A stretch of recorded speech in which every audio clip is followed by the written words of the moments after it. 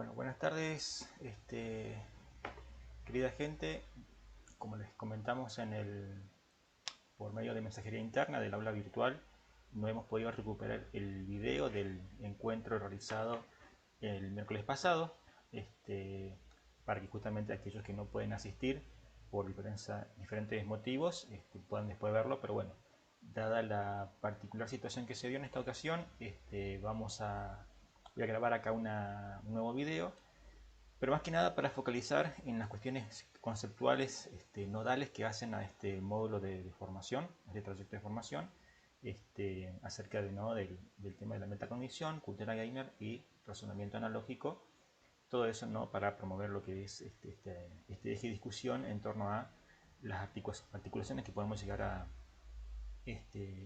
habilitar para el tema de la evaluación, ¿sí? Otras formas, ¿no?, de construir vínculos inclusive con nuestros estudiantes. Así que bueno, en realidad en este video lo que vamos a hacer es más que nada focalizar en cuestiones nodales. Ustedes lo tienen disponible el PowerPoint desde la plataforma, así que pueden acceder a los distintos recursos y hacer el recorrido en simultáneo. Así que bueno, vamos a arrancar con la propuesta, con el video de hoy. Entonces, la actividad pasaba, ¿no?, del encuentro en hacer una actividad retrospectiva, que era invitarlos a ustedes a compartir ideas principales que destacaban o rescataban de las lecturas que habían quedado como tarea en el módulo asincrónico anterior. Esa instancia aquí no se va a realizar, así que vamos a pasar directamente a la parte de cultura gamer y aprendizaje. La idea de esto es justamente reflexionar, ¿sí?, cómo la cultura gamer comienza a impactar, ¿sí?, comienza a generar nuevas formas de estar, nuevas formas de coexistir, ¿no?, con otras culturas. En este caso, ¿no?, una cultura que también comienza a hacer ruido al interior de las instituciones educativas de todos los niveles del sistema educativo, ¿sí? Por eso la idea es que a través de este encuentro, la idea es reflexionar acerca de los efectos de una escena fílmica que a continuación se lo voy a proyectar, si se les voy a compartir, que por supuesto resultan extrañas, ¿no?, a la forma de evitar lo escolar, ¿sí? Pero para eso le vamos a ofrecer algunas preguntas, ¿no?, para desarmar las escenas y así poder poner en juego las ideas conceptuales de este encuentro que se desarrolla en este video de manera particular. Bien, consiste justamente en una película estrenada en el 2018, se llama Ready Player One, o Comienza el juego, ¿sí? Una película que tuvo mucho impacto y que es muy interesante para analizarla también desde las disciplinas del área de ciencias sociales, porque de alguna manera también comienzan a contrastar o revelar, ¿no?, la forma que va tomando el mundo hoy en día con respecto a este doble mundo que se presenta hoy como forma de habitar, ¿sí?, la humanidad, tanto en lo que podemos decir el mundo real, físico, concreto, ¿sí?, carnal, por si le pongo alguna etiqueta, y el mundo netamente virtual, lo que ahora comienza a llamarse, ¿no es cierto?, el metaverso, concepto introducido por las empresas de Zuckerberg, el presidente, ¿no es cierto?, el CEO de Facebook, Instagram y WhatsApp, ¿sí?, que son justamente tres puertas de entrada a ese universo digital. Entonces, bueno, les comparto este pequeño video del tráiler.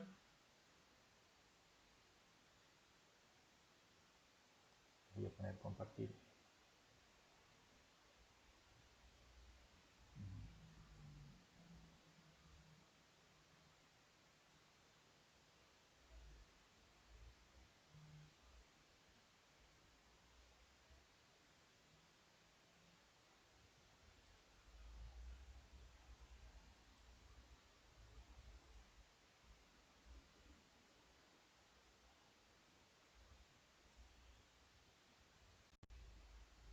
Bien, ahí van a Nombre escuchar. porque parecía el alter ego de un superhéroe, como Peter Parker o Bruce Banner. Pero él murió cuando yo era pequeño. Mi mamá también. Y terminé aquí, en mi pequeño rincón de la nada. Ya no hay a dónde ir. Ya no hay más que al oasis.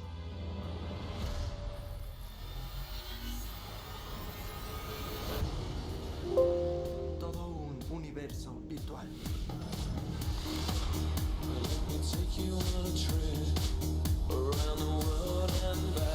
personas vienen al oasis por todo lo que pueden hacer. Y se quedan por todo lo que pueden ser. ¿Sientes esto? Sí. Es el único sitio que me hace sentir que significó algo. El oasis lo creó James Halliday. Hola, si estás viendo esto, estoy muerto. Yo creé un objeto oculto.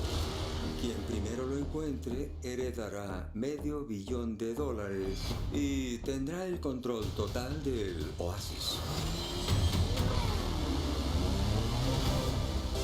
¿Quién es Parzival? ¿Y por qué rayos está ganando? Búsquenlo. No es solo un juego. Me refiero a que es de vida o muerte. El oasis es el recurso económico más importante del mundo.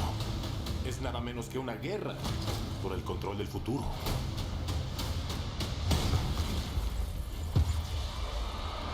Bienvenido a la rebelión, Wade.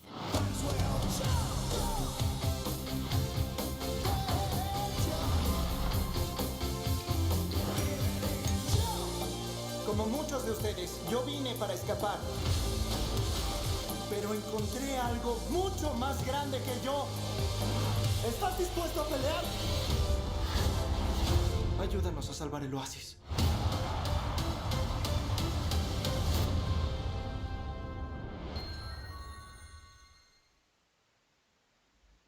Bien, ahí tenemos el tráiler de la película que se complementa con estos segundos, 2 minutos, siguientes 2 minutos, que también describe, ¿no es cierto?, un poco la vida gamer, la cultura gamer.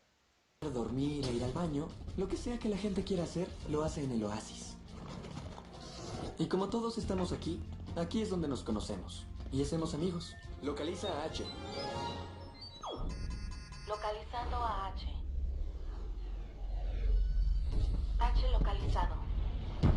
Sector 12. Planeta Doom.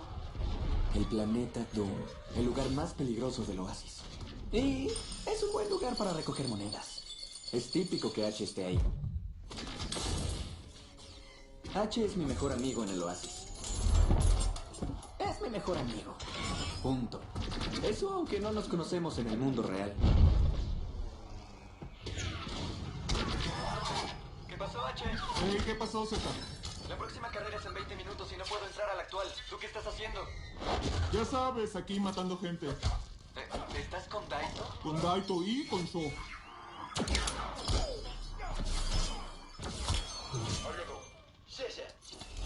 ¿Buscan artefactos? Sí, un Gregaria 120. Conviértete en cualquier robot gigante por 2 minutos. ¡Qué loco! Artefactos. Esos son la clave. Halliday se encargó de que el oasis esté lleno de suficientes cosas poderosas aleatorias, que cualquiera puede ganar si tiene la habilidad. Las partidas a muerte y los artefactos sirven para recoger monedas, pero dependiendo de tu nivel de armadura, son arriesgadas. Miren, todos empezamos igual, pero mientras más monedas juntas, más subes de nivel. Si te matan, tu avatar puede volver a la vida, pero pierdes todas tus cosas. Todo por lo que has trabajado tanto. Todo tu dinero, tu ropa, tus armas. Y como la gente pasa casi todo su tiempo en el oasis, perder tus cosas significa, pues, perder la cabeza. H, 10 minutos para la carrera. Bien, ahí tenemos entonces estos dos fragmentos que se complementan. Bueno, uno corresponde al tráiler y otro ya... Entra a Mercado Libre y disfruta envíos gratis en 24 horas. Mercado Libre. Vamos a ver esto, que las publicidades resultan invasivas. Bien, estábamos entonces hablando de una forma de caracterizar la cultura gamer que tiene que ver, que es una forma de estar, una forma de existir, ¿no? Es un nuevo universo paralelo, ¿sí? O inmerso en lo que vamos a decir la realidad propiamente dicha, que también nos lleva a una discusión filosófica, bueno, ¿qué se define hoy por realidad, ¿no? estar en dos formas, en dos estados distintos, uno carnal y el otro virtual. Entonces la cultura gamer tiene que ver con eso, ¿no? Con una forma de coexistir, de llevar cierto tipo de prácticas, de hábitos, de forma de hablar, de códigos, de luchas de clases inclusive, de lucha por un poder, de lucha por una meta, ¿sí? Y que, bueno, implica también, por ejemplo, como se mostró en ese video, este trabajo colaborativo, tener a alguien, ¿no? que apoya o van de la mano con un cierto propósito. Entonces, lo que tiene en este caso, como toda cultura, ¿sí? En este caso es una cultura digital, toda cultura se apoya, ¿no? Tiene como base un desarrollo tecnológico, ¿sí? Entonces la cultura gamer se desarrolla en base a a esta nueva tecnología disponible hoy en el mercado. Entonces el objetivo es a ver cómo podemos poner en diálogo la cultura escolar con la cultura gamer, ¿sí? Haciendo una especie de amalgama o identificando aquellas barreras interactuantes entre lo que pasa dentro de la escuela y lo que pasa fuera de la escuela y que cada día más está impactando, ¿no es cierto? O muchas veces aparecen cuestiones que hacen ruido y que deben ser abordadas desde la institución escolar para darle forma a ese ruido que nos llega desde fuera de las paredes de la institución, ¿no es cierto? Y que llama la atención para ver cómo lo abordamos como docentes de la disciplina que estamos aquí convocados en esta propuesta de formación. Entonces, bueno, la cultura gamer tiene que ver con todo esto y, bueno, la idea es justamente poner en situación y ver cómo podemos interactuar con estas nuevas formas de prácticas que llevan los niños, los jóvenes, inclusive los adultos, porque hay toda una serie, ¿no? de juegos y competencias por dinero y demás que promueven, ¿no? este tipo de prácticas. Por supuesto que toda cultura tiene riesgos y posibilidades. La idea con esto es visibilizar también esas cuestiones cuando llegan nuevos tipos de prácticas a lo escolar, ¿sí? Y no abordar esta propuesta de manera ingenua, ¿sí? Como si fuera como si fuera una panacea, ¿no? De propuesta que vendría a solucionar situaciones escolares, sino justamente la idea es también advertir cuáles son sus ventajas y desventajas entre esta articulación del escenario educativo y el escenario lúdico. Básicamente lo que produce, ¿no? las celebraciones de lo tecnológico apoyadas en el interés que despierta en niños y jóvenes, adultos, ¿sí? Siempre tienen esto de alimentar la idea de una escuela en la que casi se aprende sin darse cuenta, ¿sí?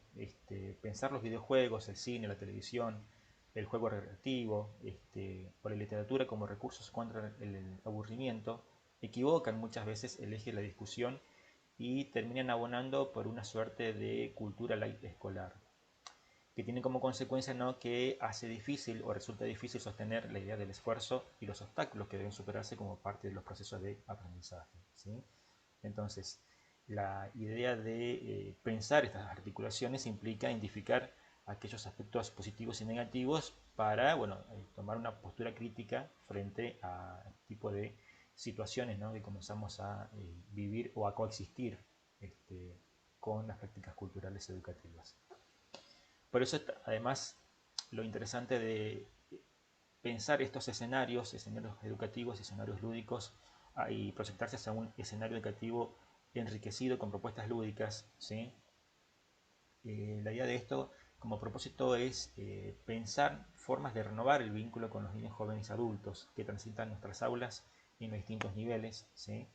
Y eso supone, entre otras cosas, recuperar productivamente algo de las perspectivas, los intereses y las prácticas que lo atraviesan, ¿sí? Las prácticas que los alumnos tienen con las nuevas tecnologías son parte de ese universo y justamente tenemos que atenderlas, tenemos que visibilizarlas y ponerlas en tensión y discutirlas al interior de las instituciones. Entonces, bueno, pensar en estas cuestiones, ¿no? entre estos dos escenarios, entre los riesgos y las posibilidades de esta articulación, ¿sí? Focaliza, ¿no? en al menos estos 4 puntos que queremos acá poner en tensión. Que muchas de estas articulaciones, de estos recursos, promueven una idea de aprender casi sin darse cuenta, evitar caer en esa pseudo concepción de cultura light escolar, ¿sí?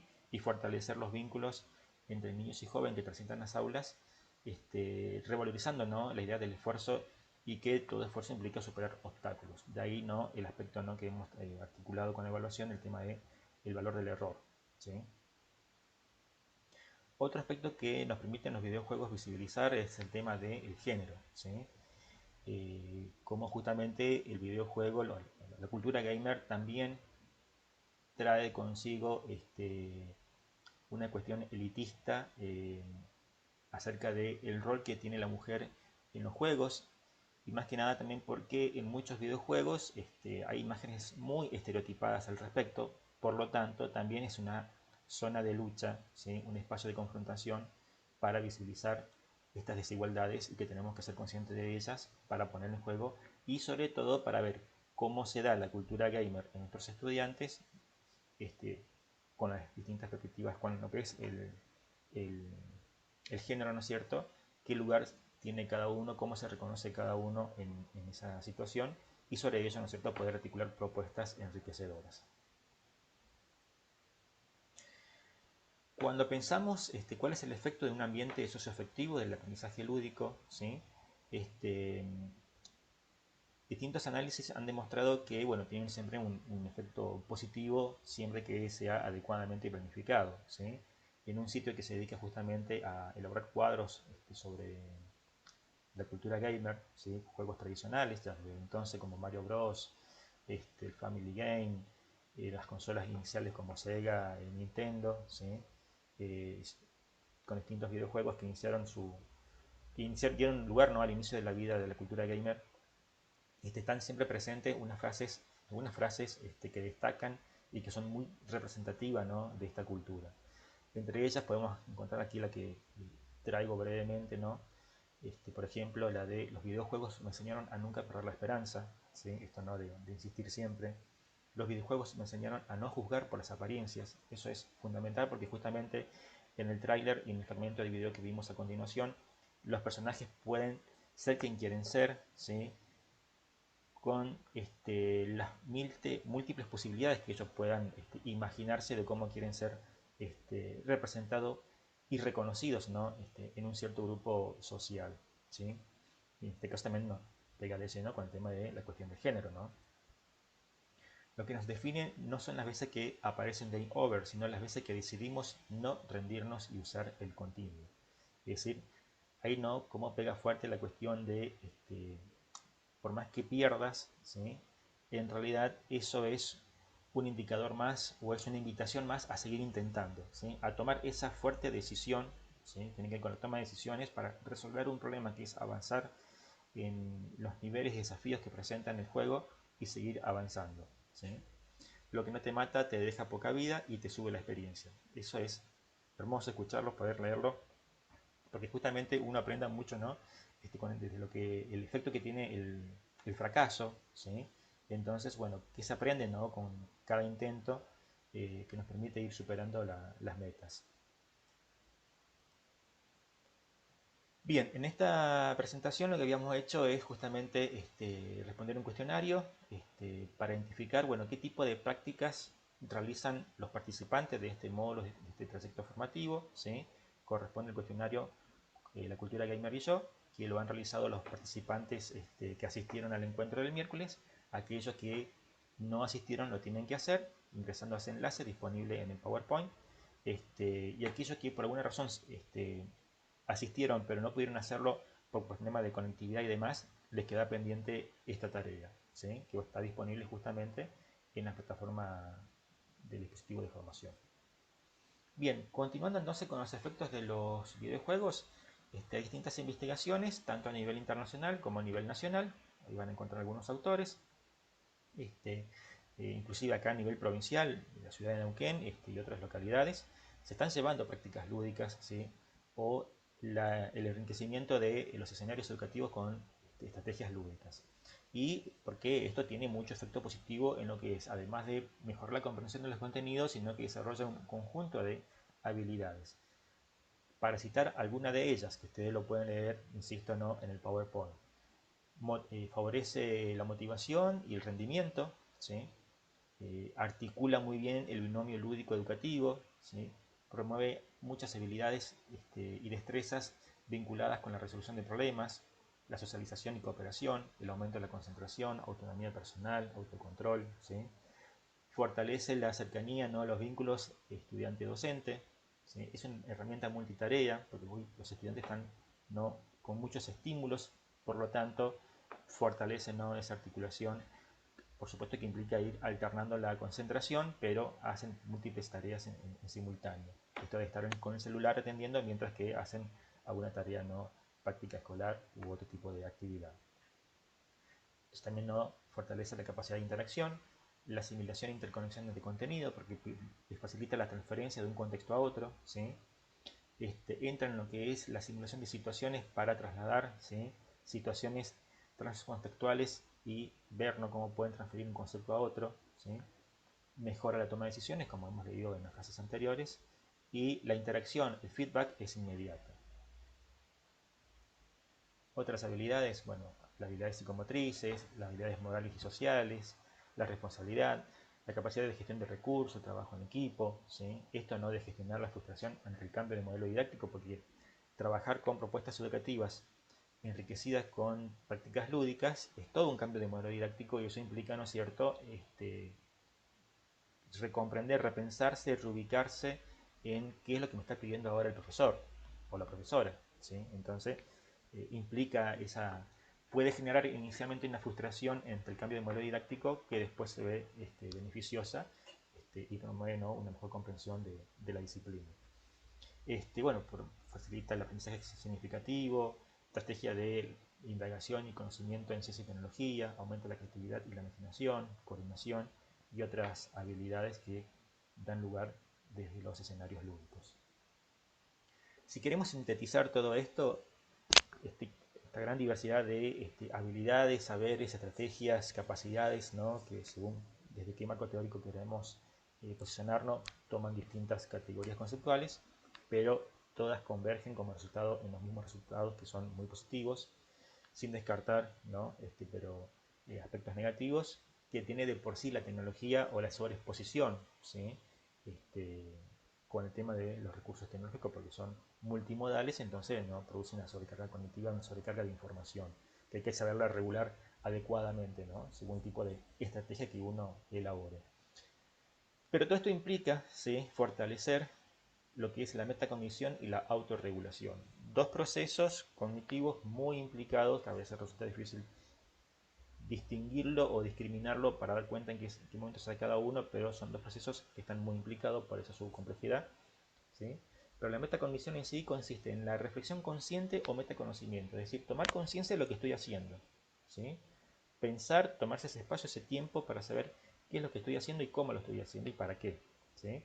Esto conlleva una planificación de esos procesos, ¿sí?, para tomar decisiones y así evaluar el éxito o fracaso de esa planificación, de esas decisiones, para una posterior supervisión y conducir, ¿sí?, ese resultado para que llegue a buen término. Todo eso implica la metacognición, ¿sí? Y la autorregulación básicamente conlleva controlar todas esas tareas, esos subprocesos que componen a la metacognición, es decir, cómo con el control de nuestros propios pensamientos, desde las emociones, la razón y las acciones, ¿sí?, tengo que redireccionar o ir regulando los procesos de la metacognición: reflexión, planificación, toma de decisiones, evaluación y supervisión. De ahí la implicación que tienen estos dos procesos y que a veces resultan difíciles de diferenciarlos, ¿sí? También estos se llaman, hoy en día son muy estudiados y muy demandados por el ámbito laboral. Se suelen conocerse como habilidades blandas o en inglés se denominan soft skills. Y si bien la definición por ahí no responde a su carácter, ¿sí?, no es que porque se denominen habilidades blandas significa que sean fáciles, sino que justamente son difíciles de caracterizarlas y se articulan o se dan por un conjunto, ¿no?, de procesos que subyacen de manera simultánea. De ahí su complejidad para poder comprenderlas y caracterizarlas en cualquier proceso, ¿no?, sobre todo en lo que es educación formal. Bien. Otro momento del encuentro consistió en lo que son los escenarios transconceptuales para ir viendo, ¿no? El impacto que esto viene teniendo, ¿sí? En distintos órdenes sociales, laborales, culturales, tecnológicos, etcétera.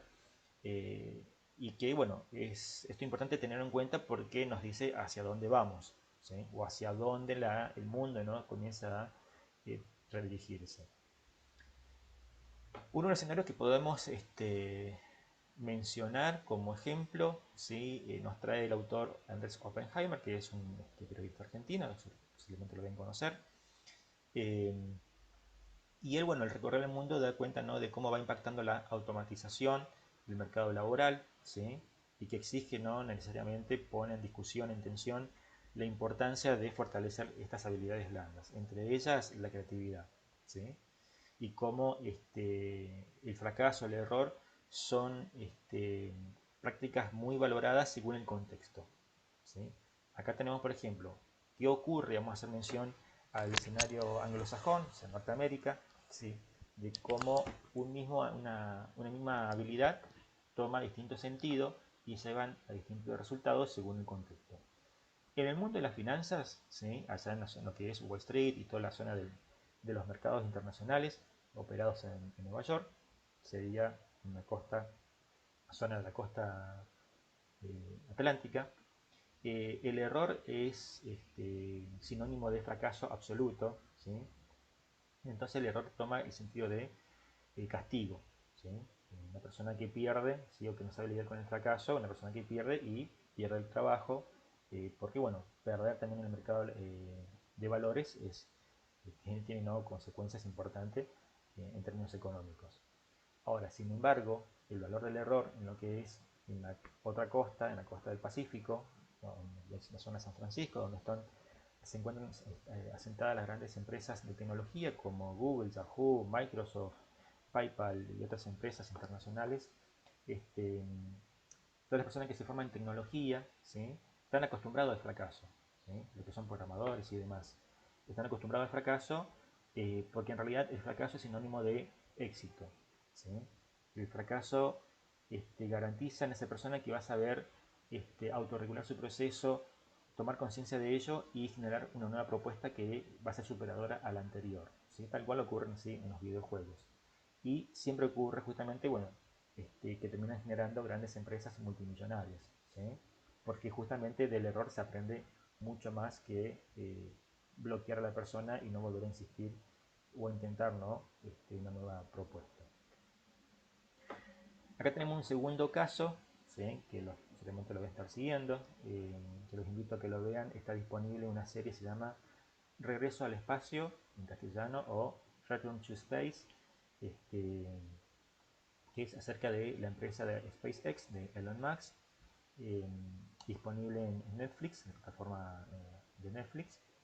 Y ahí yo les dejo indicado en PowerPoint los minutos clave, por supuesto invitados a que vean el documental entero porque es interesante, ¿sí?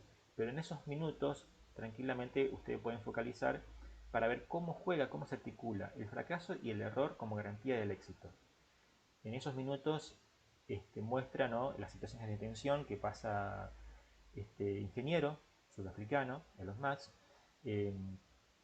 porque justamente está a punto de perder toda su fortuna intentando hacer que los cohetes, ¿sí? Despeguen y aterricen en forma vertical, porque eso permitiría reducir un alto porcentaje el costo de lanzamiento, haciendo que estos satélites estos cohetes sean reutilizables.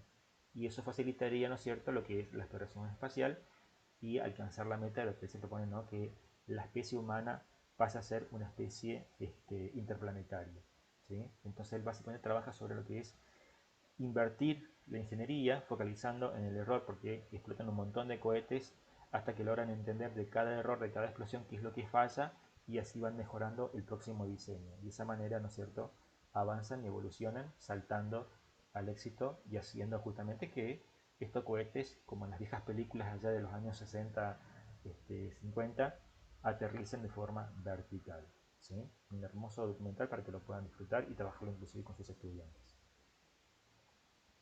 Situaciones más próximas, como les contaba en un principio, hay muchas experiencias que se están llevando a cabo en la ciudad de Neuquén, ¿sí? Con prácticas lúdicas, con enfoques ciencia, tecnología y sociedad o enfoques de ingeniería, tecnología, matemáticas y ciencias. ¿Sí? Esto es una experiencia realizada en el Colegio San Martín, acá en el centro de la ciudad de Capital, en la que la propuesta es que los estudiantes puedan diseñar un dispositivo, ¿sí? Con piezas de juego de encastre como es Rusty, y se les coloca, ¿no es cierto?, el sistema, el circuito de mecano electrónico para que el móvil pueda desplazarse. No tienen ninguna receta específica, más que el objetivo es diseñar un dispositivo que funcione, que se desplace, y en función de eso ellos discutirán para qué puede servir ese dispositivo. O pueden pensarlo al revés, donde plantean el objetivo y sobre eso diseñan el dispositivo. Y esto les lleva varios encuentros de discusión, de socialización, de debatir qué funciona, qué no funciona, por qué arranca, por qué conectó mal, comprender bien cómo funciona un circuito, ¿sí? Cómo podemos optimizar el circuito, los tipos de ruedas, si el diseño influye, si el peso condiciona, la distancia con la superficie, el tipo de cubierta para que desplacen determinada superficie, bueno, y así van discutiendo, poniendo en juego un montón de conceptos que hacen al diseño del dispositivo. Y de esa manera aprenden practicando, aprenden haciendo ciencia y tecnología, ¿sí? En simultáneo, hasta que por supuesto se le ponen ciertos requisitos, como por ejemplo tienen un conjunto de piezas limitadas, no más de eso, para armar su dispositivo de la forma que sea, tienen un tiempo establecido que cumplir, ¿sí? Así como todo, ¿no? Tiene un tiempo y forma en la cual se debe cumplir con las obligaciones. Y eso también fortalece el trabajo en equipo, ¿sí? Y el compromiso de los estudiantes con su tarea. La verdad que son experiencias exitosas que dieron lugar al desarrollo en conjuntos de habilidades que hemos mencionado anteriormente, ¿no? En la lista anterior acerca de las distintas habilidades de metaaprendizaje que promueven este tipo de prácticas. Y otro más sencillo es, porque es también como docente no nos quedamos ahí con el problema, ¿no? De no tengo recursos. Y a veces no hace falta requerir grandes recursos para poner en juego y comenzar a transitar este tipo de habilidades, ¿sí? Esto es una simple experiencia en la cual se genera el escenario donde hay que llegar de un mundo a otro, ¿sí? Y tienen que diseñar un dispositivo para poder llegar. Ahí se juega toda una lógica, ¿no? De simulación, de roleplay, de generar escenarios, ¿no? Donde los estudiantes entran en ese juego porque es justamente uno de los puntos de promover la imaginación para así resolver problemas. Y acá simplemente con recursos muy escasos como hojas de papel, cartulina y banditas elásticas tienen que diseñar un avión, ¿sí? Y ver el mecanismo de propulsión para que se desplace una cierta distancia. Y sobre eso podemos establecer escalas, ¿no? Que representarían esas dimensiones. Todo eso implica un trabajo de ingeniería y todo eso implica darle espacio para que se dé esto, ¿no? De procesos de diseño, de imaginación, de probar, mucho de ensayar, prueba y error, ¿sí? E ir aprendiendo sobre ellas, ir tomando información. Justamente así como ocurre en los juegos, cada error es un dato que me está diciendo que por ahí no debo ir y que debo intentar otras de las opciones para poder avanzar, ¿sí? Fíjense, con cuestiones tan sencillas como esta se pueden trabajar a nivel escolar, ya sea en la escuela primaria, en la escuela secundaria, inclusive en tercero, en cada ámbito, en cada nivel, va a implicar, ¿no? Agregarle o cambiarles algunas variantes como la cuestión disciplinar, ¿no? La carga disciplinar que lo voy a aplicar según el nivel educativo en el cual me encuentro a una misma propuesta, ¿sí? Bien, entonces, hasta aquí lo que queremos dejar en situación es que, como todo docente, ¿sí? Dentro de nuestras experiencias escolares en contexto, nos vamos a encontrar muchas veces en esta dicotomía, ¿no? ¿Sigo con lo tradicional o comienzo a transitar un cambio en mi modelo didáctico? Retomando el artículo que le habíamos sugerido para su lectura en la presentación del encuentro 1, ¿sí? En el artículo publicado en Infobae por Laura Lewin, especialista en evaluación, ahí plantea muy bien, ¿no? El dilema, la educación y el dilema de siempre, aprender o aprobar. Las prácticas tradicionales de evaluación conducen, ¿no? A estas cuestiones que aquí se enumeran. focalizada en que toda evaluación promueve ciertas recompensas externas, como la nota, ¿sí? Atentan contra la motivación intrínseca, bajan el desempeño, aniquilan la creatividad, alimentan los atajos, las trampas o el comportamiento antiético. Son adictivas y fomentan el pensamiento a corto plazo, ¿sí? Por eso que ocurre, ¿no?, esto de estudio para aprobar o estudio el día anterior al examen y con eso el estudiante espera aprobar todo, ¿no? Entonces ahí también va en desmedro de lo que es el esfuerzo y lo que implica realmente aprender, ¿sí? ¿Cómo yo puedo encontrar evidencia si lo que estoy pensando como propuesta innovadora puede tener efecto? Bueno, recurriendo a informaciones científicas. Hay una gran variedad de recursos, de publicaciones científicas que están disponibles en revistas de publicaciones científicas acerca de cómo van impactando estas estrategias, estos cambios de modelos didácticos en el sistema educativo, que siguen como institución, siguen tradicional, pero eso no implica que se pueda comenzar a transitar cambios al interior de las mismas con estas nuevas propuestas. Entonces esa dicotomía, ¿no?, de qué hacer entre estas dos realidades, uno puede tranquilamente tomar decisiones acudiendo a fuentes válidas, ¿sí?, buscando qué se hace a nivel internacional, nacional y local acerca, ¿no?, de cómo impactan estas nuevas propuestas de enseñanza-aprendizaje en el sistema educativo. Bien, ahora pasamos a el tema del razonamiento analógico. ¿Qué es una analogía y cuáles son los subprocesos del pensamiento analógico? Es lo que vamos a desarrollar a continuación. Bien, ¿cuáles son las funciones del razonamiento analógico o para qué se las utiliza? Este tipo de razonamiento, de pensamiento, se le aplica principalmente para lo que es toma de decisiones, enseñanza de conceptos novedosos, solución de problemas y argumentación. Principalmente las investigaciones nos muestran que las prácticas docentes usan las analogías solamente para enseñar conceptos novedosos, pero siempre de manera anecdótica o informativa. Por ejemplo, cuando se enseña, hablo de mi caso, ¿no?, de la física, el circuito eléctrico es como un circuito de agua, ¿sí? Y queda simplemente en ese relato, si la corriente eléctrica se comporta como el flujo de agua y ahí se hacen algunas caracterizaciones y nada más. Queda siempre, o sea, lo que es el proceso de razonamiento analógico se reduce, ¿sí?, a un mero ejemplo informativo, ¿sí?, ni más ni menos. Pero en realidad el pensamiento analógico se compone de un conjunto de procesos que pueden promover una buena planificación, una buena comprensión de esos conceptos novedosos para tomar decisiones, solucionar problemas y argumentar en consecuencia de cómo se dio ese proceso. Inclusive en 2020-2021, cuando comenzábamos a transitar la pandemia, los infectólogos y hoy en día los economistas con el tema de la inflación, ¿no?, usan muchas analogías para poder hacer comprensible las ideas o qué va ocurriendo, ¿no?, con este fenómeno global que vemos o que estamos, podemos decir, quizás terminando de transitar. Entonces, ¿qué es una analogía? Consiste en detectar que dos situaciones o dominios específicos, es decir, dos conceptos y diferentes, están organizados por sistemas de relaciones y roles comparables. Es decir, tengo una situación A y una situación B y que son comparables por ciertas características que comparten y algunas que son diferentes. Eso implica una analogía, ¿sí? ¿Cuáles son los subprocesos del razonamiento analógico? Acá lo vamos a desarrollar con los ejemplos que hicimos en el encuentro del miércoles pasado, ¿sí? El primer subproceso implica la representación de los análogos y el segundo proceso implica la recuperación de la memoria de largo plazo del análogo base a partir del análogo meta. Es decir, en nuestro caso que estamos hablando de escenarios educativos formales y escenarios lúdicos, el análogo base consiste en describir el contexto de enseñanza y aprendizaje, ¿sí?, que tenemos allí en las representaciones, en estas imágenes que justamente sintetizan su proceso 1, la representación de los análogos.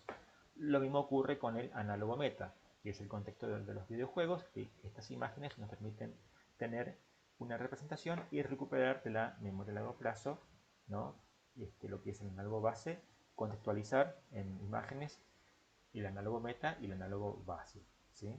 Estos son los primeros dos subprocesos de este tipo de razonamiento. Luego de esto viene lo que es el establecimiento de correspondencia entre los elementos de los análogos, las funciones y roles que esto presenta. Y con esa información formulamos inferencias para transferir información de un contexto a otro, es decir, de un análogo a otro. Entonces, en el encuentro lo que hicimos, ¿no es cierto?, a través del Mentimeter, que todos los participantes piensen, en primer lugar, las diferencias entre el análogo base, el contexto de enseñanza-aprendizaje, con respecto al análogo meta, el contexto de videojuegos. Luego de un minuto pasaron a responder buscando las semejanzas, ¿sí?, entre el análogo base y el análogo meta, ¿sí? Luego de ese momento de trabajo obtuvimos las siguientes respuestas. Formando una nube de palabra, ¿sí?, las diferencias identificadas, fíjense que dieron cuenta más que nada de las palabras más recitadas porque son las que más frecuentemente. Tenemos que las diferencias principales son los intereses, ¿sí?, el tipo de razonamiento que se produce en cada tipo de escenario, el aburrimiento, ¿sí?, es novedoso según la circunstancia, ¿sí?, la flexibilidad, y así aparece un montón de categorías conceptuales, habilidades, destrezas que caracterizan las diferencias entre estos dos escenarios. Lo mismo se hizo, ¿no es cierto?, para buscar las semejanzas, ¿sí?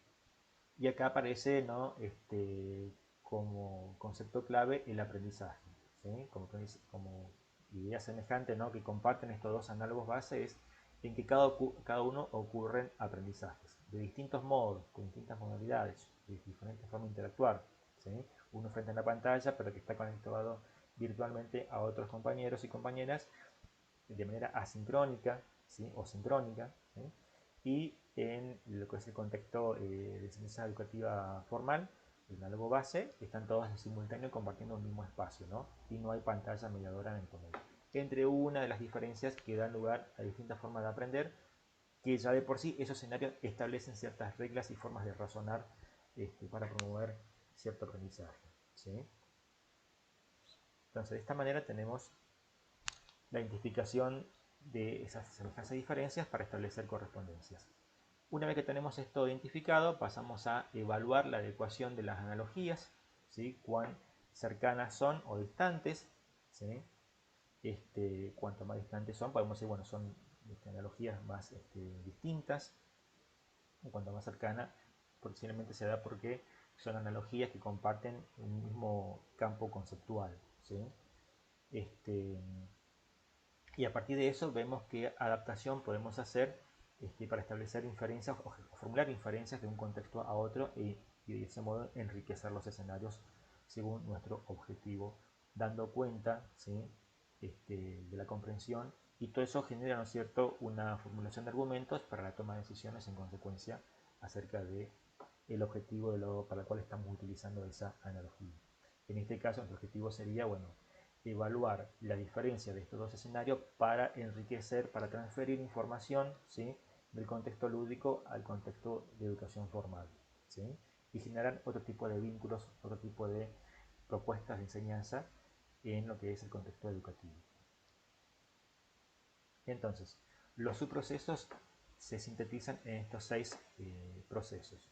Las representaciones del análogo base y el análogo meta, que lo hicimos como etapa 1 con las imágenes, la recuperación de la memoria a largo plazo del análogo base a partir del análogo meta, es decir, busco, ¿no es cierto?, información que me permita asociarlo y encontrar los parecidos en el banco de datos que uno tenga en su memoria, establecer las correspondencias buscando semejanzas y diferencias entre estos dos análogos, el base y el meta, ¿sí?, formular inferencias de estos dos y a partir de ahí transferir información para evaluar la adecuación y posteriormente adaptar esas inferencias para ver de qué manera nos aporta a la comprensión de esas ideas que queremos trabajar.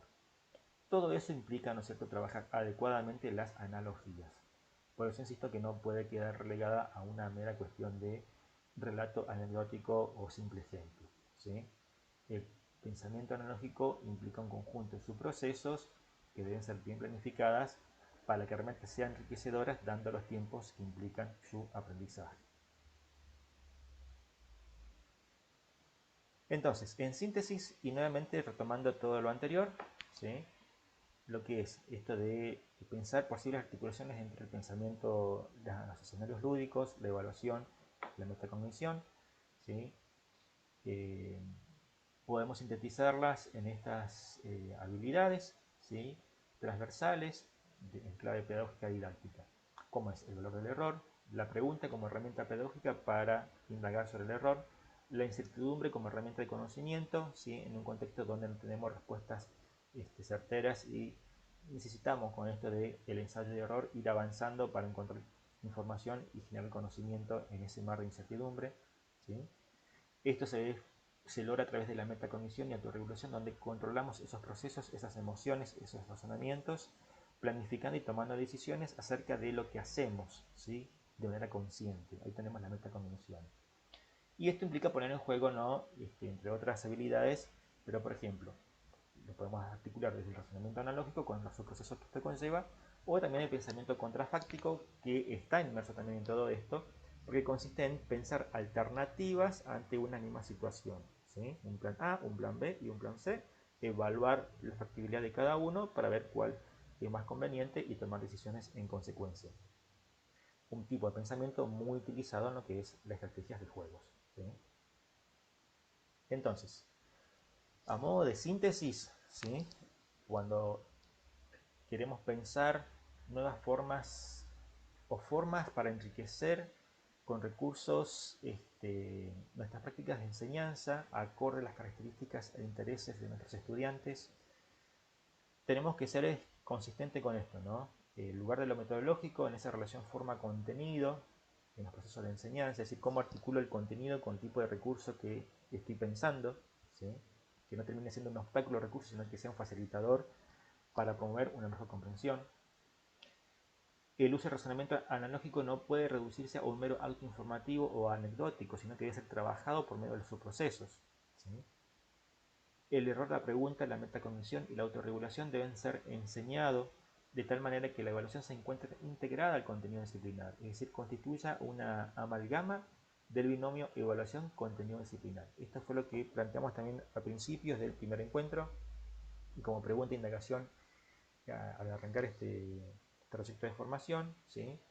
Que no podemos relegar, en nuestra propuesta es que no quede la evaluación relegada a la sección de evaluación de nuestra planificación. Tiene que estar implicada, integrada con los contenidos disciplinares, ¿sí?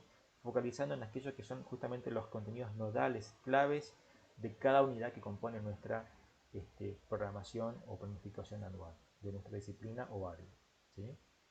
Y bueno, los escenarios educativos gamificados o lúdicos deben promover el desarrollo de habilidades complejas para promover la comprensión de los contenidos, donde se visibilice el valor del error y la incertidumbre en clave pedagógica didáctica. Es decir, el valor del error puesta en juego tiene que ser visibilizada, no castigada, sino tensionada para que den cuenta de ello. Ahí vamos a estar trabajando con la metacognición y ver cómo autorregulan procesos para resolver y mejorar esas prácticas y así ir avanzando, superando los distintos obstáculos que nos traen comprender diferentes tipos de conceptos en distintas disciplinas de aquí los participantes, ¿sí?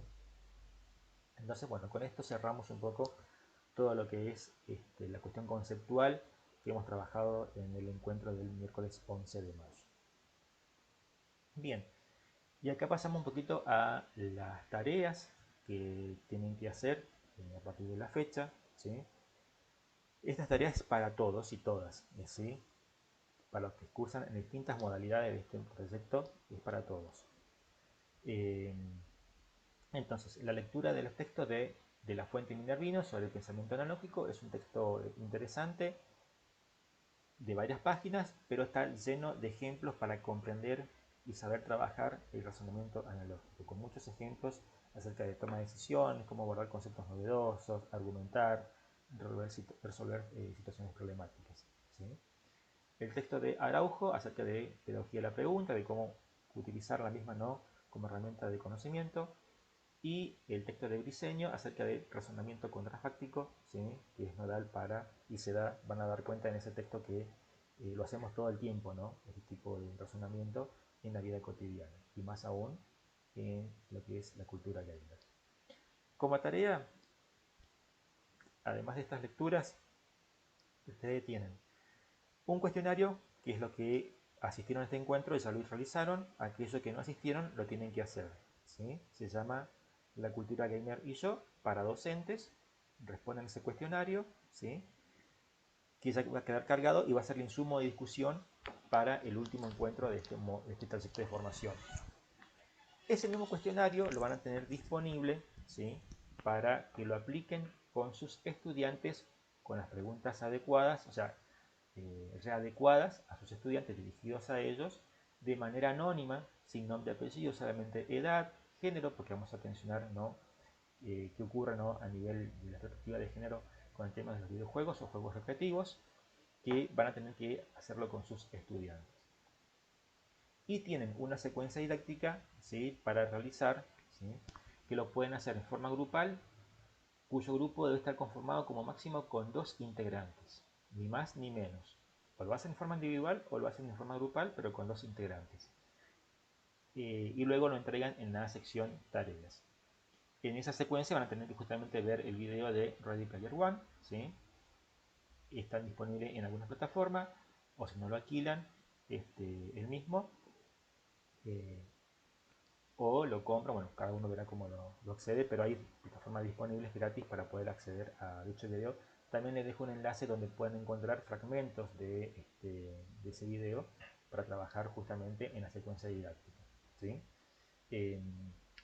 Tiempo total para realizar todo esto es de prácticamente un mes, ¿sí? El cuestionario 1 de la tarea docente, aquel que no asistió al encuentro, lo tienen que hacer. El cuestionario 2, que es para sus estudiantes, que trata de las mismas preguntas. Y la secuencia didáctica, que lo pueden hacer en forma grupal, a 2 integrantes, o individual. En el caso que lo hagan de forma grupal, cada integrante tiene que subir la tarea en la sección tareas y mencionar con quién lo hizo, ¿sí? Por eso van a encontrar que dice participante o participantes, es decir, describen ahí con quién hicieron esa secuencia didáctica en el caso que hicieron compartirlo con alguien. Y bueno, toda esta información es clave que lo hagan porque van a ser los insumos para discutir justamente donde ustedes ya van a participar directamente en el último encuentro de cierre de este proyecto de formación. Ya en la plataforma virtual se encuentra disponible las actividades, los recursos y un foro para consulta por cada una de estas actividades, así no mezclamos las tareas, ¿sí? En el caso particular de aplicar el cuestionario con sus estudiantes, tienen 4 opciones. Una de ellas consiste en pasarles el link, el enlace que está ahí disponible del cuestionario a sus estudiantes, ya sea por correo electrónico, por WhatsApp, por mensajería interna, por el medio digital que ustedes estén utilizando, ¿sí? Que eso también depende de la edad, ¿sí? La otra opción es utilizar un código QR que también está disponible. Ustedes lo imprimen, tiene que tener una buena impresión para que sea bien leído. Ese código QR lo pueden pegar en su pizarrón en el momento del encuentro con sus estudiantes. Los estudiantes sacan la foto y ya ahí mismo les permite, o sea, enfocan con la cámara el celular y ya eso les va a enlazar al cuestionario y ya pueden responder, ¿sí? Eso es por ahí mucho más factible porque ya queda cargada la información directamente por los estudiantes y tampoco tienen que andar mandando mensajes a nadie para que puedan acceder al cuestionario. Y ustedes aseguran que lo hagan en un momento de su encuentro escolar.